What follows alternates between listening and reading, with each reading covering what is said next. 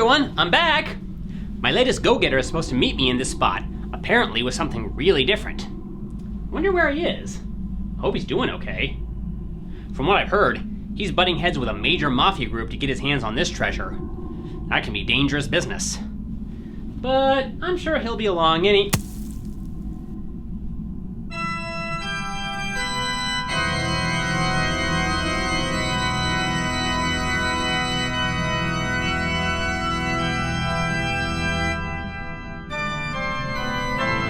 Why? Oh, why? All I wanted you to do was get an anime for me! Couldn't you have at least left me an episode or two? Hey, what the... Did someone put on Thriller?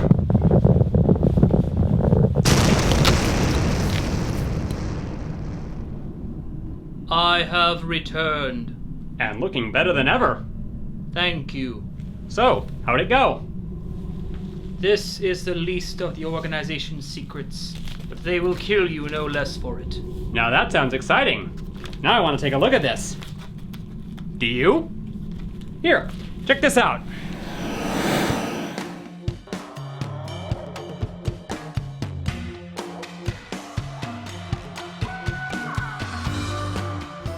Gungrave was originally a video game for the PlayStation 2. The game was fairly simple, not much more than a mindless shooter. It was monotonous as all hell, and you could play through the whole thing in a single afternoon. But it had some stylish characters and a story behind it that translate pretty well into this anime adaptation, even if it almost feels like two disparate shows kind of artificially fit together. It's like someone took Scarface in one hand and Resident Evil in the other and mashed them together like a pair of cans. How should I start with this one? Do I explain the premise? That's a little hard to do since the premise seems to kind of change a couple of times. So the only real way to review this series is to go through the whole arc and give the best overview of what's going on. And I'll warn you now, that does mean giving out a little spoiler or two. It probably won't be anything that anyone who sits through the series won't see coming, but consider yourself warned. It actually starts us off in the middle of events. Right off the bat, we're dropped into the action, and may I say, it's one of the best opening scenes ever in an anime series. Were we wrong? Did we make the wrong decision after all? I can't seem to remember when things started to take a turn for the worse. In the end, it turned out like this. Still.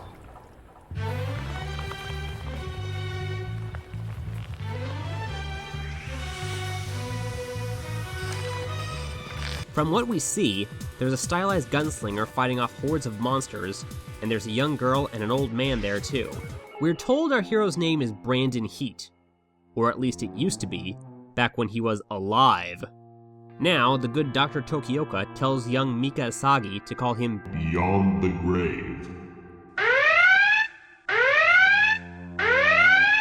The monsters we saw are called Orgmen, and they're the weapons of the powerful mafia group called Millennium, led by the cunning and ruthless Harry McDowell. We're also told that young Mika has just lost her mother to this man, and apparently, Grave has a lot of history with this organization. And certainly Harry McDowell is very surprised to see the face of someone he killed years ago up and about. There's a lot of context we're missing here, but from what we see in this first episode, we build up a pretty good idea of what to expect from the rest of the series. A monster show that follows a gunslinger wielding a pair of big-ass stylized handguns, aided by a young girl and an old scientist. He even has a big coffin with a badass skull face that carries his guns and doubles as a plasma cannon and machine gun, sort of like the guitar cases in Desperado.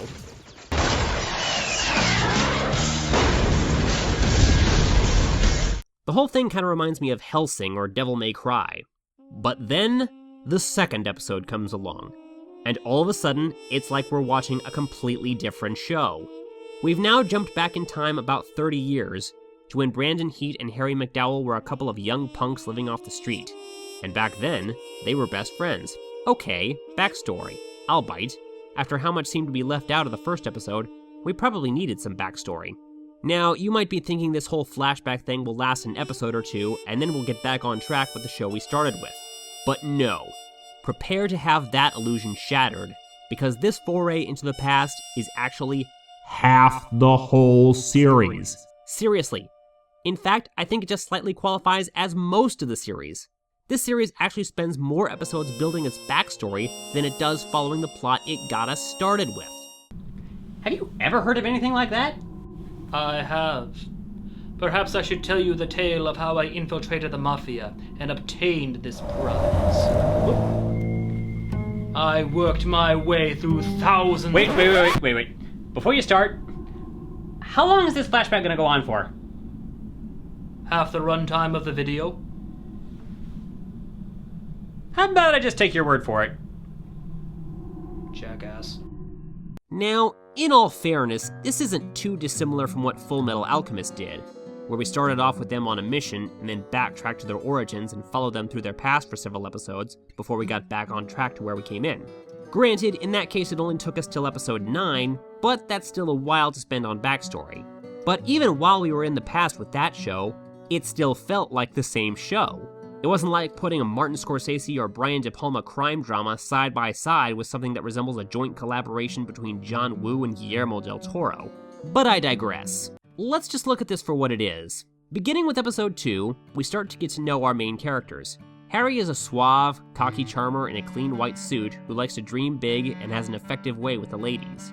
I've been polishing my skills. I'm in great shape, not to mention pretty good looking. Rest assured, you'll have a wonderful time. In fact, I guarantee it. Brandon, despite his last name, is a very cool-headed guy, tough and stoic, and rarely speaks, but is endlessly loyal and trustworthy to his friends.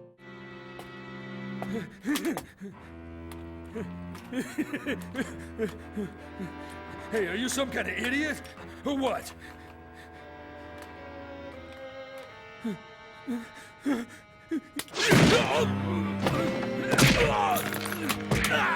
We're also introduced to Brandon's love interest, Maria. This is an example of a relationship that wants to happen, but just won't, mostly because Maria's foster father doesn't approve of Brandon or the crowd he hangs with. The city where our characters live is rough and mean. Crime is everywhere and life is cheap. After their friends are killed by one of their rivals, Harry and Brandon manage to work their way into the ranks of Millennium, from which Harry hopes to eventually become powerful enough to own the town that has been so cruel to them. Around the same time, Maria also loses her foster father. Fortunately for her, he happened to be friends with the boss of Millennium, known as Big Daddy. No, that's really what they call him, who takes her in. The bad news? This means she's now out of Brandon's reach. As time goes by, Harry and Brandon work their way up the ladder and are soon admitted into the family, Millennium's elite inner circle. There's only one rule that governs the family. Any betrayal is punishable by death. It's what they call the Code of Iron. Harry becomes one of the hot young executives, showcasing his ambition and cunning intellect, and establishing a promising future for himself. Brandon, meanwhile, becomes what they call a sweeper.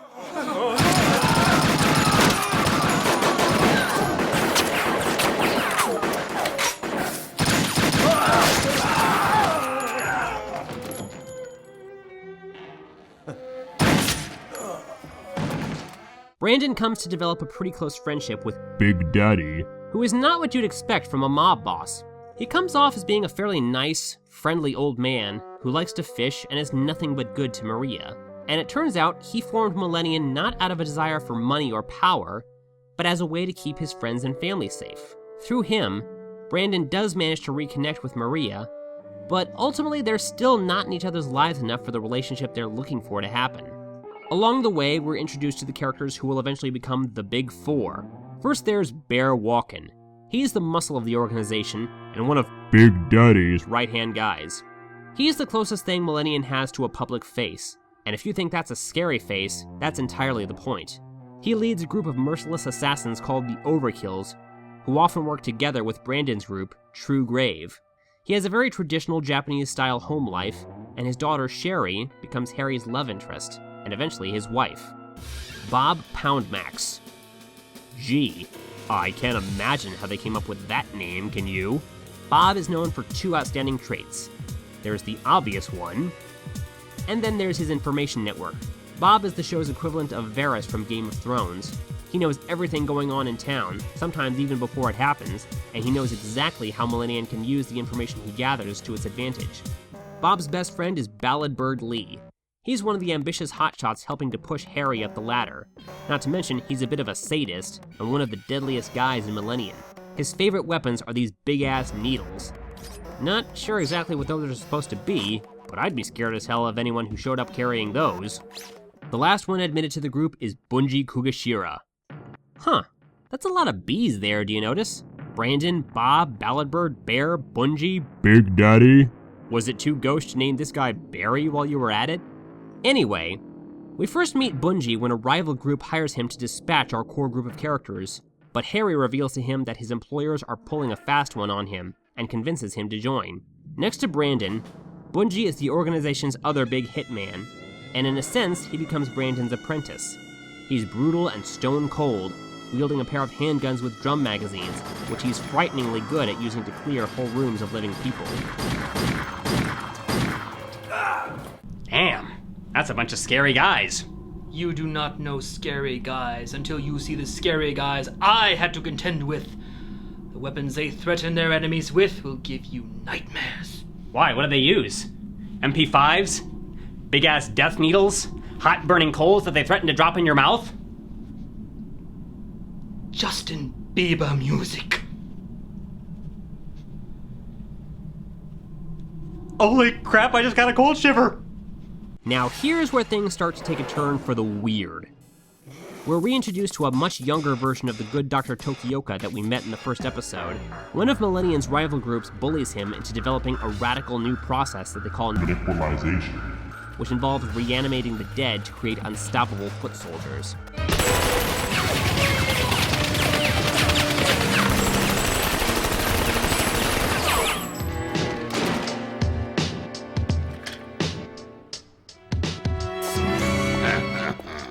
Tough shit, guys.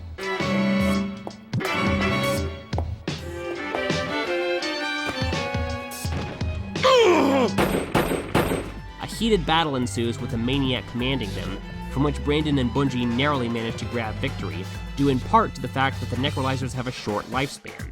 But Harry isn't about to let a technology as promising as necrolization go to waste. He approaches Dr. Tokioka and commissions him to continue his research and further perfect the process. Hey, is that how you came back after they got you? Don't be ridiculous. I use the alarm clock app on my iPhone. Oh. More time passes, and Harry and Brandon continue to move further up the chain. Brandon finally comes to realize that he and Maria are never meant to be, and gracefully steps aside to allow Big Daddy. to have her. Yeah, he's old enough to be her grandfather, but there it is. Soon thereafter, Big Daddy. announces his impending retirement, as Maria is now expecting their first child. This means the time is ripe for a new leader to take over Millennium.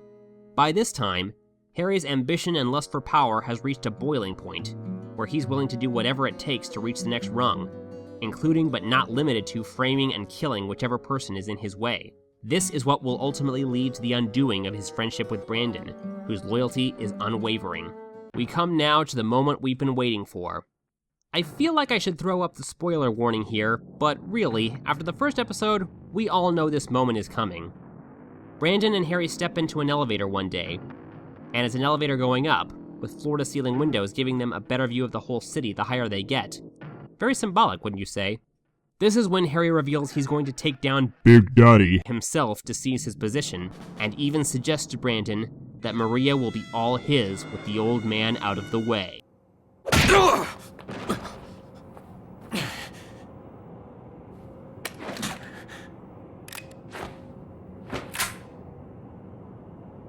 The Code of Iron does not permit traitors to live, but it's Harry.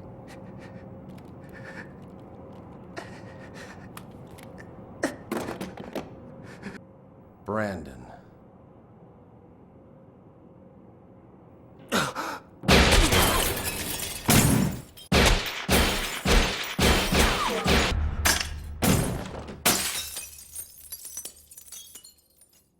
Brandon! Bastard! So Brandon is buried as a traitor while Harry continues moving up. But it turns out that Brandon had prepared for this outcome and made arrangements with Dr. Tokioka to have himself necrolized. Whoa! Blast from the past. Suddenly, images from the first episode start coming back to us when we see this. Harry has been working with another researcher who has discovered a way to create soldiers even more powerful than necrolizers. And when they get loose, it's time for Grave to wake up.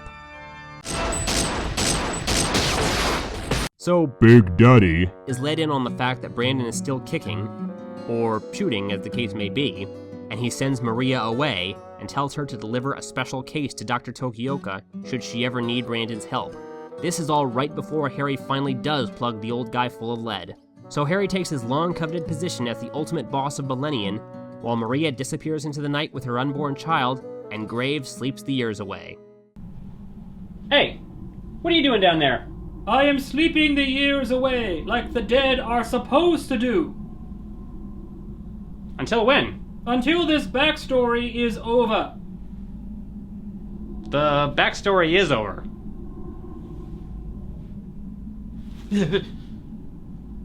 How many years was I out? Whew, did that take long enough?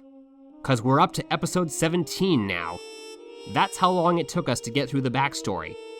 It's now 13 years later, and Harry McDowell's Millennium owns the city. Maria, meanwhile, lives a quiet, peaceful life with her daughter Mika. Ah, Mika. We'd almost forgotten about you. But unlucky for them, Harry learns where they are and decides he wants nothing else that reminds him of Big Daddy. So here come the men in black suits. Men in black suits always mean big trouble. You're wearing a black suit. And I mean big trouble. Did the Mafia send men in black suits after you? That would have been too obvious. I would have seen them coming a mile away. So how did they get you? They sent Trigun cosplayers. I was killed by Vash Stampede. Gotta admit, never would have seen that coming. In retrospect, I would have preferred Naruto cosplayers. Mika is forced to watch her mother's death as she flees, and ultimately finds her way to Dr. Tokioka with the case. And just in time, too, because that's when the Orgmen show up looking for her. Which means it's wake-up time for Grave. So we get to episode 18, which is basically the first episode all over again. Except this time, we get all the context we were missing the first time around, and a few additional scenes we didn't see before. So we've now come full circle, with 8 whole episodes left to continue from there. This is where the plot basically becomes Kill Bill, where Grave must seek out his revenge against Harry, but must first work his way up through the Big Four one at a time to get to him, starting with Bob Poundmax. And that's not going to be so easy, because the Big Four have all undergone treatments to become what they call superiors.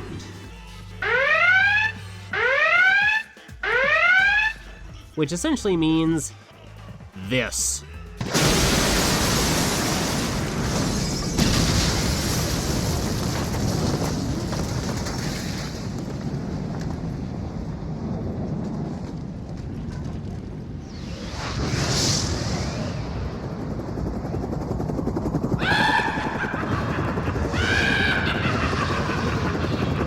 This is where the fact that this show was based on a video game really becomes apparent.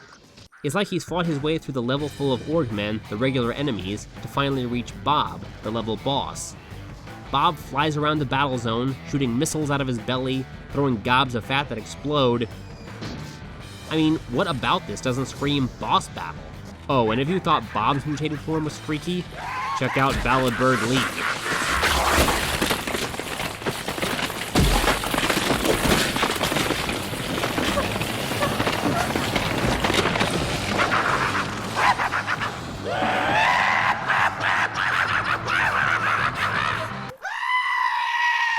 At this point, Grave gets some special anti-superior ammo from good old Dr. T, which he uses to defeat the members of the Big Four. Of course, once he has this, it sort of begs the question, why doesn't he just break it out at the start of the fight and end it right there? I mean, as soon as he uses that stuff, the fight is pretty much over. Did he just need to get a workout by making the fight last longer? It's a rule. Gunfights with monsters are not allowed to last less than 3 minutes. Who says that? It's in the Super Hitman based on a video game character guidebook. What happens if you break that rule?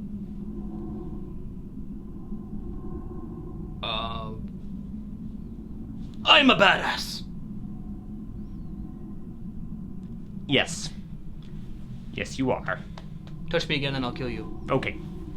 Okay, it's time to talk about the ending. Again, there's some part of me that feels like throwing up the spoiler warning, but it's not as if there are any big twists or shockers here, and I really feel like it deserves to be commented on. The ending is where the anime really deviates from the original game. In the game, the final stage is a tower that Grave must ascend, where at the top he finally faces Harry, who reveals that he's preserved and mutated the head of Big Daddy. which he then sets on Grave as the final boss.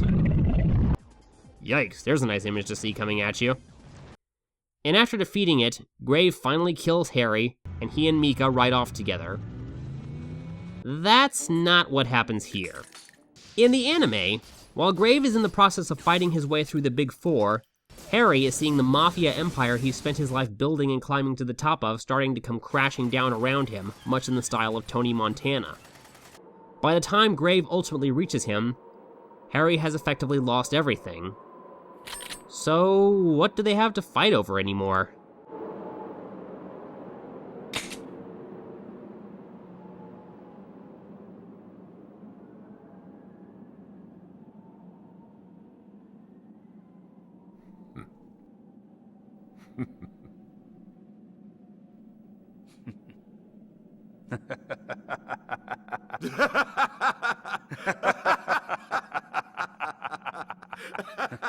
Remember how I said the plot had become Kill Bill now?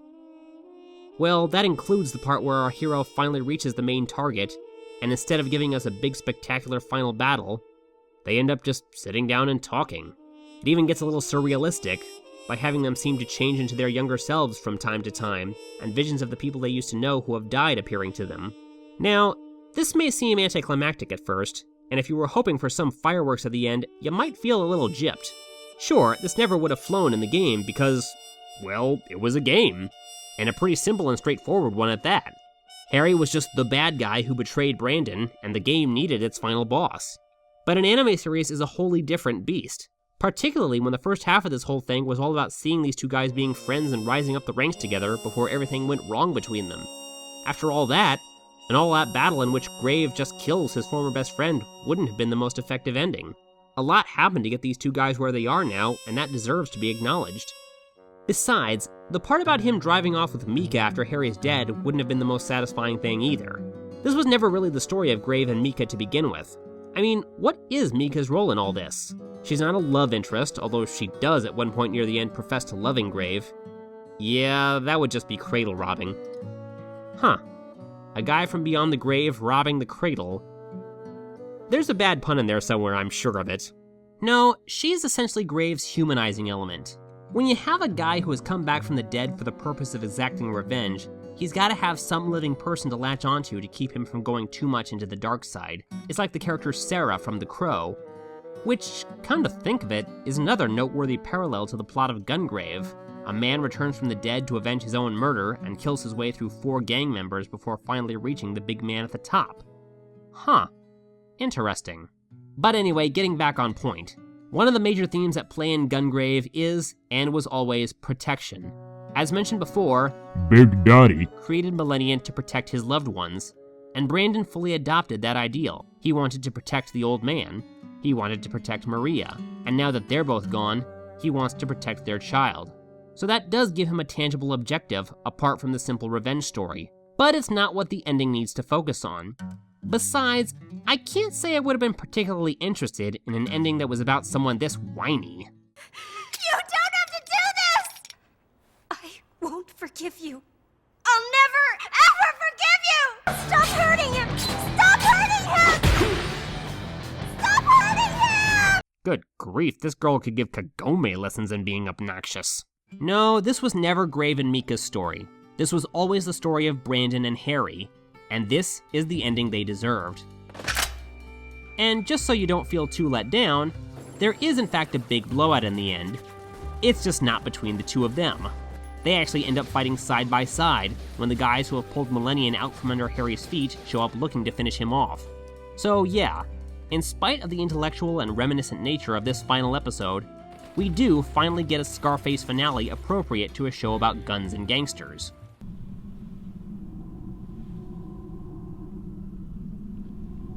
Hey, you don't think we're gonna get a Scarface-style shoot-'em-up finale here on the show, do you? The mob already thinks the job is done. They will not bother us. Okay, that's good to know. Unless they come to dig my body up, mount it on their wall, and throw darts at it. That's a thing they do? They have parties for that every Thursday. The bullseye's on the target's nads.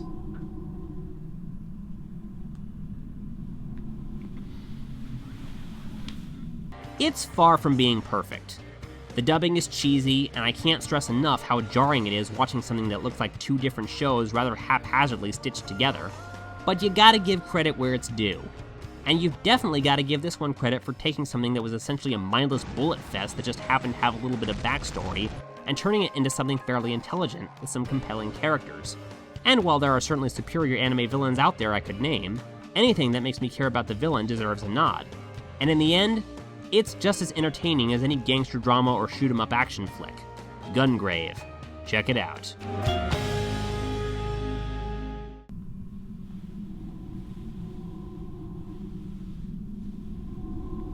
I don't think you need to worry. Easy for you to say, dead guy. They are not sending their men in black suits. Why are you so sure? Because they sent that.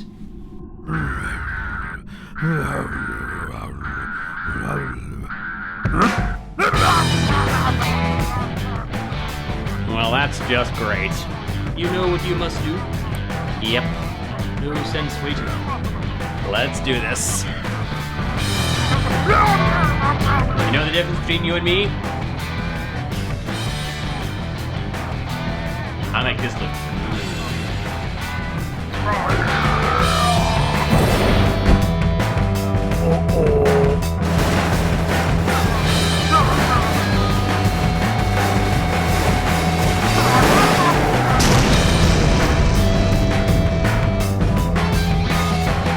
Say it. Say it. You don't fuck with an anime explorer. That's right, bitches. I need a drink.